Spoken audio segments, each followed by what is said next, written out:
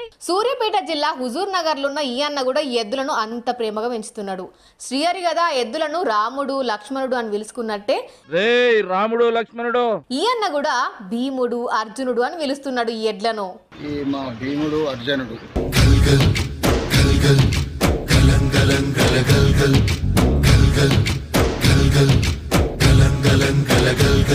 అయితే ఇప్పుడు వీటిని అమ్మితే కోట్ల ధర వలికింది. నా దగ్గర ఇంకొక సీనియర్ స్పేర్ కూడా మంచిగా ఉంది కాబట్టి ఇవ్వడం జరిగింది. ఈయన పేరు సుంకి సురేందర్ రెడ్డి. వాస్తవానికైతే ఈయన పోలీస్ ఆఫీసర్ అట. కాకపోతే వ్యవసాయం మీద ఉన్న ఇంట్రెస్ట్ తోని ఎద్దులను పెంచుతున్నాడు. వీళ్ళ తాతల కాలం నుంచి కూడా వీళ్ళకు పెంపుడు జంతువులు ఉండేనట.